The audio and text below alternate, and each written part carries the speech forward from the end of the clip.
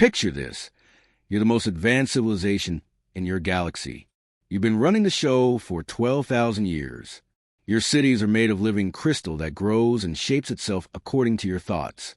Your technology is so far ahead that other species literally worship you as gods. That's the Kytherian collective for you. But here's the thing about being at the top. There's nowhere to go but down. And boy, did they fall hard. The Kytherians had everything figured out, or so they thought. Their crystal cities floated in perfect harmony above gas giant atmospheres. Their ships could bend space and time like origami. They had mastered death itself, transferring their consciousness between bodies whenever they felt like it. Other species in their galaxy would travel for generations just to catch a glimpse of a Kytherian outpost on the edge of their territory. These weren't your typical aliens either. Imagine beings that looked like they were carved from precious stones, with voices that sounded like wind chimes in a gentle breeze. They communicated through colors that shifted across their crystalline skin, each hue carrying emotions and ideas that lesser species couldn't even comprehend. When they spoke to other races, they had to use primitive sound waves, like a human trying to explain quantum physics to a goldfish. The Kytherians had divided their galaxy into neat little sectors. They took the best worlds to themselves, obviously, the ones with perfect weather, beautiful landscapes, and resources that practically harvested themselves. They left the scraps for everyone else. The rocky planets, the ones too hot or too cold, the systems where you had to actually work to survive. And you know what? Everyone was fine with this arrangement. When gods decide how things work, you don't argue. Life was good in the Kytherian Empire. Their youngest citizens spent centuries just learning to appreciate art. Their scientists solved problems for fun that would take other species millennia to even understand. They had automated everything that mattered and spent their time on philosophy, music that could reshape matter, and debates that lasted decades about the perfect shade of blue for a sunset. Then something started eating their galaxy, not conquering it, not destroying it, literally consuming it bite by bite, star by star. They call it the Devourer, though that name doesn't really capture what this thing was. Imagine darkness that's hungry, not just the absence of light, but something that actively devours everything. Matter, energy, space itself. When it touched the star system, that system didn't explode or collapse. It simply stopped existing. No debris, no radiation, no trace that billions of years of cosmic evolution had ever happened there. At first, the Kytherians weren't worried. Some unknown phenomenon was affecting the outer rim of their galaxy. Sure, but they were the Kytherians. They had science that could rearrange reality. They had technology that made black holes look like children's toys. How hard could it be to stop one little cosmic anomaly? Turns out, very hard. Their best minds threw everything at the problem. They sent exploration fleets that vanished without a trace. They built massive sensor arrays that detected absolutely nothing where star systems used to be. They created weapons that could crack planets in half, and when they fired them at the advancing darkness, the weapons simply disappeared. The Devourer kept coming. Star charts that had been accurate for thousands of years became obsolete overnight. Trade routes that connected dozens of worlds suddenly led to empty space. Entire civilizations that the Kytherians had known for millennia went quiet, and when they sent ships to investigate, they found nothing, not even space dust. Their scientists worked around the clock, which for Kytherians meant several standard years without rest. They ran calculations that filled computer banks the size of moons. They built models that predicted everything from solar wind patterns to the dance of subatomic particles. Every single simulation came back with the same answer. The Devourer was unstoppable. High Arbiter Jintai was the closest thing the Kytherians had to a leader. She had guided her people through cosmic disasters, first contacts with hostile species, and the occasional civil disagreement that lasted centuries. But she had never faced anything like this. The math was brutal and simple. 1 year until the Devourer reached their core worlds. 1 year until the greatest civilization in galactic history became another empty patch of space. For the first time in 12,000 years, the Kytherians faced the unthinkable. They, the gods of the galaxy, needed help, and the only species advanced enough to possibly understand their situation were scattered across distant star systems, most of them primitive by Kytherian standards. High Arbiter Jintai made a decision that shocked her entire civilization. She authorized a galaxy-wide distress beacon, broadcasting their desperate situation to every species capable of receiving it. For the first time in their proud history, the Kytherians were begging for help from civilizations they had always considered primitive, hoping against hope that someone, somewhere, might have an answer they had missed. The message went out across the galaxy, carried with the fall of gods and the desperate hope that someone, anyone, would know how to fight the darkness that was swallowing their world whole. Dr. Blake Parker was having his morning coffee when the message hit Earth's deep space arrays. Now, Blake wasn't your typical scientist. He wore mismatched socks, talked to his houseplants, and had a habit of eating cereal for dinner when he got too wrapped up in his work. He was the kind of guy who'd rather spend Friday night listening to radio signals from space than hitting the local bar scene. But that Tuesday morning changed everything. Blake was scrolling through the usual cosmic background noise. Pulsar signals, solar wind data, the kind of stuff that would put most people to sleep faster than a boring lecture. Then his computer started screaming. Not literally screaming, but every alert system he had was going crazy. Red lights flashing, warning sounds beeping, his coffee mug rattling on the desk from all the printer activity. The message was coming in on frequencies that shouldn't even exist. It was using mathematical concepts that human science had only theorized about a few years earlier. But somehow, Blake's equipment was picking it up, translating it, making sense of it. And what it was saying made his blood run cold.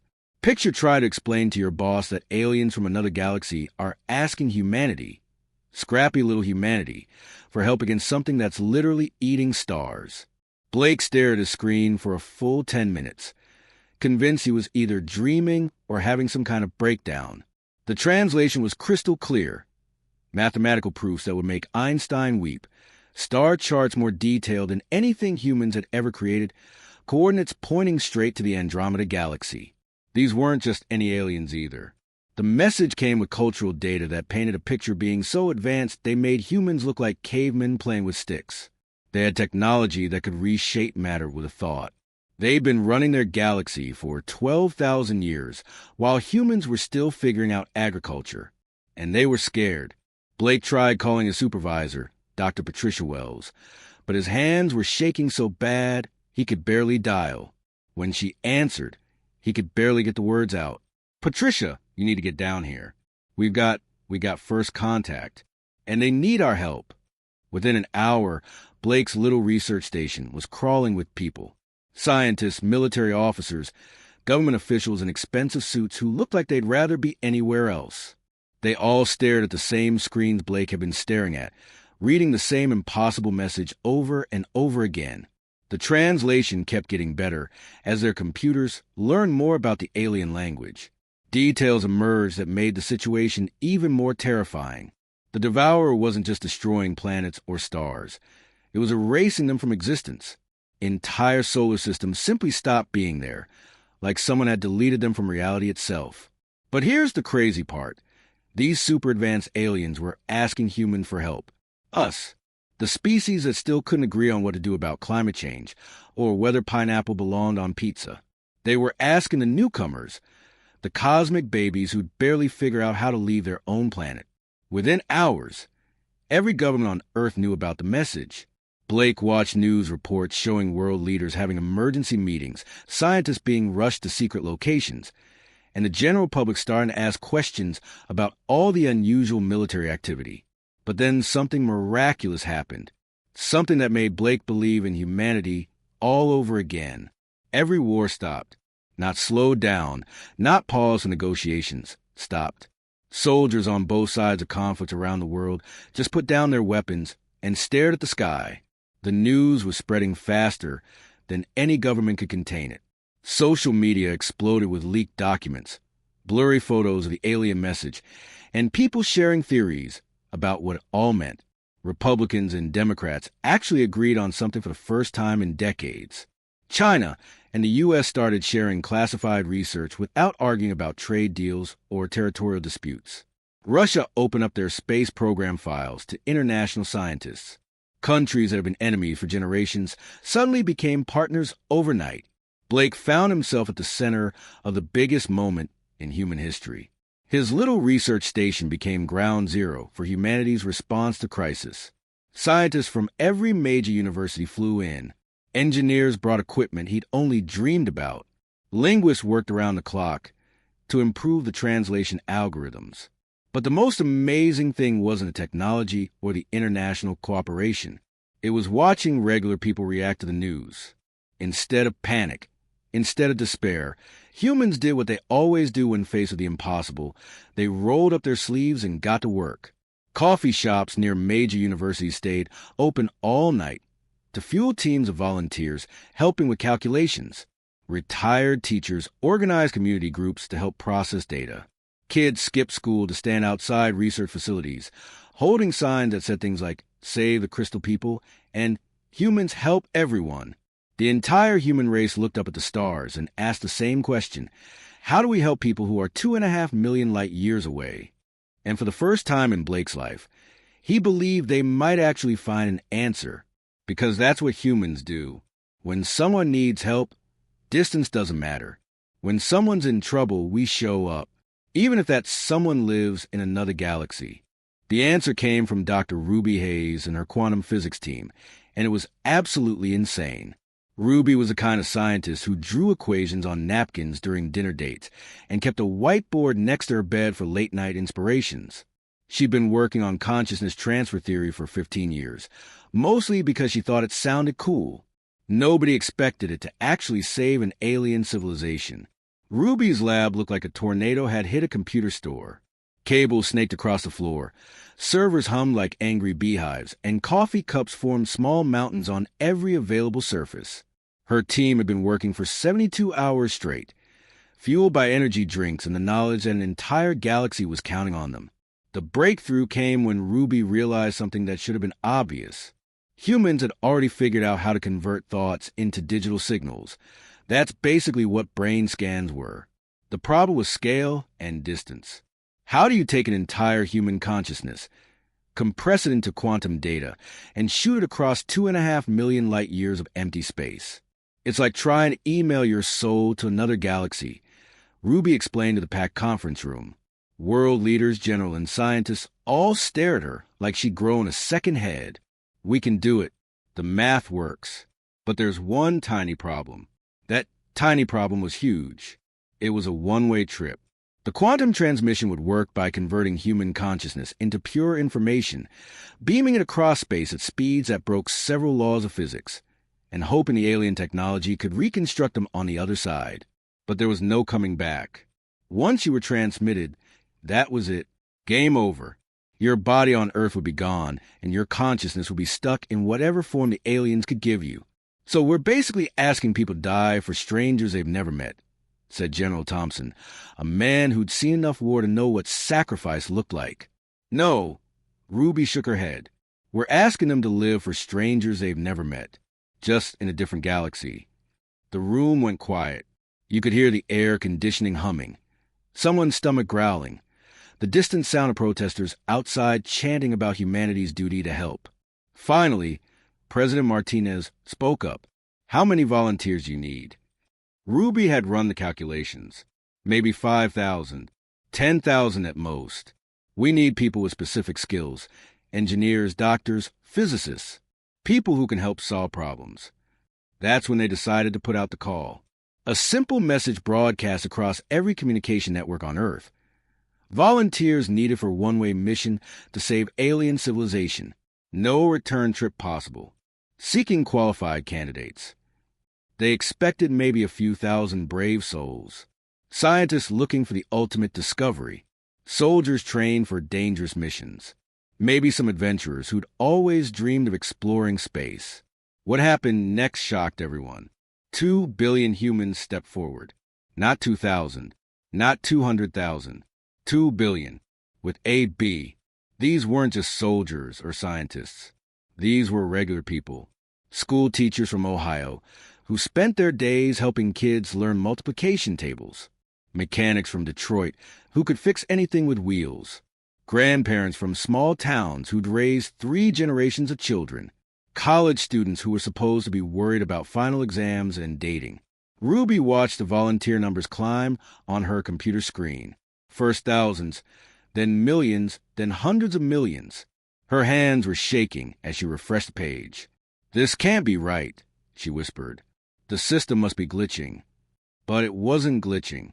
Humanity had heard the call and answered with a voice so loud it could probably be heard in the next galaxy.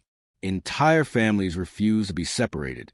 The Johnson family from Minnesota, all 7 of them, from great-grandma Agnes down to little Timmy, who was only 18, signed up together. "If we're going to help save a universe," Agnes said in her volunteer video, "we're doing it as a family." Whole communities volunteered together. The town of Cedar Falls, Iowa, population 847, submitted a group application. "We've been neighbors for generations," explained Mayor Davidson. "We're not stopping now just because we'll be neighbors in space." Construction crews signed up in teams. Hospital staffs volunteered as complete units. Entire university departments submitted group applications. It was like humanity had collectively decided that if they were going to help, they were going to do it right. Ruby found herself crying as she watched the volunteer videos pour in. A 70-year-old librarian from England said she wanted to help organize whatever library system the aliens might need. A group of teenagers from Brazil figured alien kids probably needed teachers too. A retired couple from Japan had always wanted to travel somewhere exotic. The selection process completely broke down. How do you choose 5,000 people when 2 billion want to go? How do you tell a grandmother who's volunteered to help that she can't come because you don't have room? That's when Ruby made the decision that changed everything. She walked into the emergency session with world leaders and said 5 words that made history. "We're taking everyone who volunteered." The room exploded in arguments. "Impossible," they said. "Too dangerous." Completely insane. Ruby just smiled. Humanity looked at certain death in another galaxy and said, "Sign us up." Who are we to say no? The first humans materialized in Kytherian space, just as the Devourer was consuming their outer colonies. The timing couldn't have been worse, or better, depending on how you looked at it. The Kytherians were in full panic mode, evacuating their crystal cities, watching helplessly as star systems they call home for millennia simply vanished into nothingness. Then suddenly, their quantum receivers started going crazy. The Kytherians had expected ships, maybe advanced technology that could fight fire with fire, weapons that could push back against the cosmic horror eating their galaxy. What they got instead was something they'd never seen before. Pure human consciousness wearing hastily constructed holographic bodies, speaking with voices that carried impossible determination. Picture the confusion.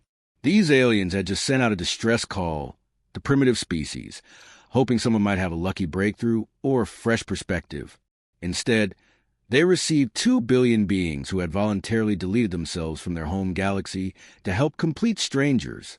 The Kytherians couldn't wrap their crystalline minds around it. The first human to fully materialize was Commander Trevor Wells, a former Air Force pilot who'd spent 20 years flying missions over hostile territory. Trevor had volunteered not because he was a scientist or because he understood quantum physics, but because when people needed help, you showed up. That's simple. Trevor found himself standing in what looked like a cathedral made of singing crystal, facing beings that resembled living gemstones with eyes like captured starlight. The Kytherians were beautiful in a way that hurt to look at directly, their bodies shifting colors as they communicated through light patterns that painted emotions across their translucent skin. High Arbiter Jintai was the first to speak, her voice like wind chimes in a gentle breeze. "You came. We did not expect. We thought perhaps ships, technology." "Ma'am," Trevor said, his holographic form flickering slightly as the alien technology struggled to maintain the projection, "we brought something better. We brought ourselves." The confusion was visible in the color patterns racing across the Kytherian leader's face. "But you have no weapons. No technology superior to ours. Your species is barely capable of interstellar travel. How can you possibly help against something that consumes stars?" Trevor grinned, and even though it was just a holographic representation, something about that human smile made every Kytherian in the room step backward. "You calculated this thing can't be stopped," he told the stunned council. "We're here to prove math wrong." More humans were materializing by the minute, not soldiers or elite warriors, but ordinary people. Ruby Hayes appeared next to Trevor, her consciousness somehow carrying the coffee stain that had been on her lab coat when she transmitted. Behind her came Agnes Johnson, the 70-year-old grandmother from Minnesota, looking around the crystal chamber with the same expression she'd used when visiting her first shopping mall. "Oh my," Agnes said, her voice carrying wonder instead of fear. "Isn't this something? Trevor, dear, did you remember to introduce us properly?" The Kytherians watched in growing amazement as more humans continued to arrive. Teachers, mechanics, doctors, students, entire families holding hands across galactic space. These beings had given up everything. Their bodies, their world, their very existence as they'd known it, to help people they'd never met. "We don't understand," Jintai said, her crystalline form shifting to colors that Trevor somehow knew meant confusion and desperate hope. "Your mathematics must be as advanced as ours. You must see that the Devourer cannot be stopped. It consumes everything. Matter, energy, space itself." That's when something unprecedented happened. 2 billion human minds, scattered across Kytherian space in holographic bodies, began to link together, not through technology, not through any advanced alien science, but through something purely human, the shared determination to help. Ruby Hayes felt it first, her consciousness touching Agnes Johnson's, which connected to Trevor's, which reached out to a construction worker from Detroit, who linked with a librarian from London, who joined with the teenager from Tokyo. One by one, mind by mind, every human consciousness began to merge into something greater than the sum of its parts. The Kytherian computers monitoring the phenomenon started overheating. Warning alarms blared throughout their crystal cities as their most advanced processing systems struggled to comprehend what they were witnessing. Every calculation they ran came back with the same impossible result. 2 billion minds functioning as one while somehow remaining individual. "What are you doing?" Jintai asked, her voice barely a whisper. Trevor's holographic form blazed brighter as he became the focal point for humanity's collective consciousness. When he spoke, it was with the voice of a grandmother from Minnesota, a pilot from Texas, a teacher from Ohio, and 2 billion others all at once. "We're doing what humans do," he said. "We're refusing to accept that good people have to die. We're dreaming of victory." And that's exactly what they did. 2 billion human minds linked together and began to dream, not of the Devourer as an unstoppable force of nature, but as a problem with a solution they just hadn't found yet. They dreamed of hope where mathematics saw only despair. They imagined possibilities where logic declared defeat certain. The Kytherians could only watch in awe as humanity proved that sometimes the most advanced technology in the universe is the simple refusal to give up. What happened next defied every law of physics the Kytherians knew, and honestly, it should have been impossible by human standards too. But here's the thing about humans. We've never been great at accepting when something's impossible. 2 billion minds working together created something that no computer could calculate, no equation could predict, and no advanced alien technology could replicate. It wasn't telepathy or some kind of sci-fi mind meld. It was something much simpler and much more powerful.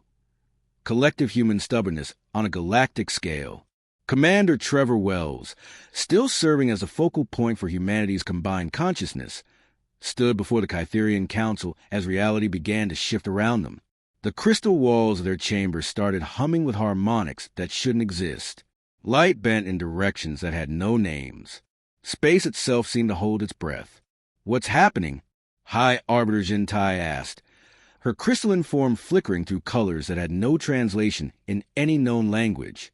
Trevor smiled, and in that smile was the determination of every human who'd ever refused to give up when someone needed help. "We're having a conversation with the universe," he said, "and we're explaining why the math is wrong. See, the Kytherians had made a fundamental error. They calculated the Devourer's power, measured its consumption rate, predicted its path with perfect mathematical precision. Every equation pointed to the same conclusion. Unstoppable force meets immovable objects. Force wins every time. But humans don't think like that. Where Kytherian logic saw inevitable defeat, Human imagination saw possibilities. Where their equations proved the devourer was unstoppable, human stubbornness simply refused to accept it. Agnes Johnson, the grandmother from Minnesota, found herself thinking about her garden back on Earth. She'd always planted tomatoes in soil that experts said was too rocky and weather that was too unpredictable. Every year, the Agricultural Extension Office told her it wouldn't work. Every year, she grew the best tomatoes in 3 counties. Sometimes, Agnes said to the collective human consciousness, you just have to convince the Earth to be better than it thinks it can be. That's when reality started listening. Ruby Hayes felt it first, the fundamental constants of physics beginning to wobble.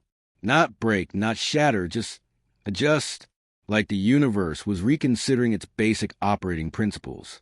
Her scientific mind should have been screaming about impossibility, but instead she felt something she'd never experienced before, the universe being polite enough to accommodate a reasonable request.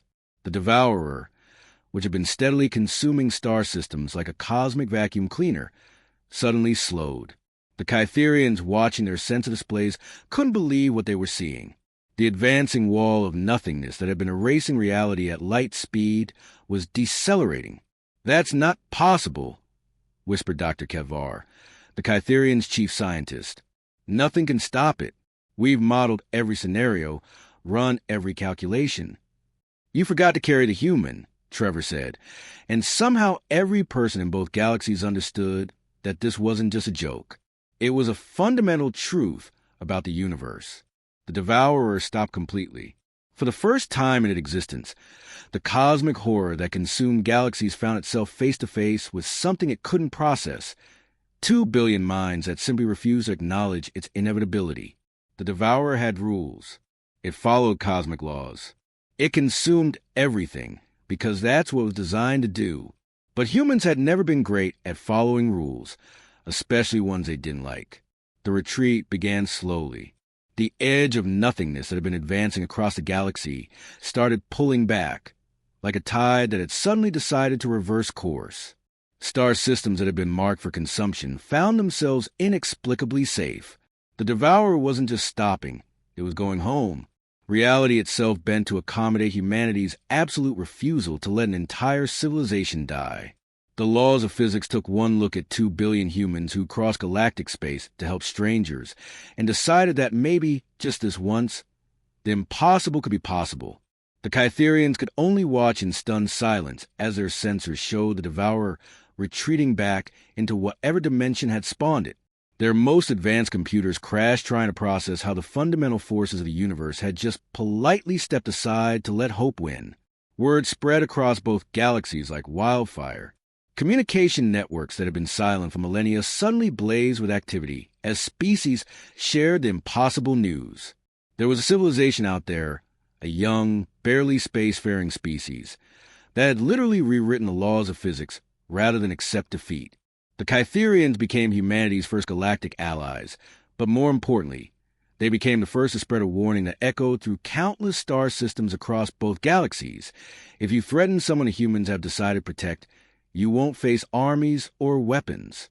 You'll face the combined will of a species that looks at impossible odds and asks the universe to please try harder.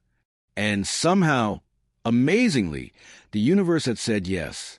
The greatest discovery wasn't that faster-than-light travel was possible, or that consciousness could cross galactic distances. It was that somewhere in the cosmic rulebook, written in letters too small for anyone to notice until now, was a simple clause. Unless humans really needed to work differently,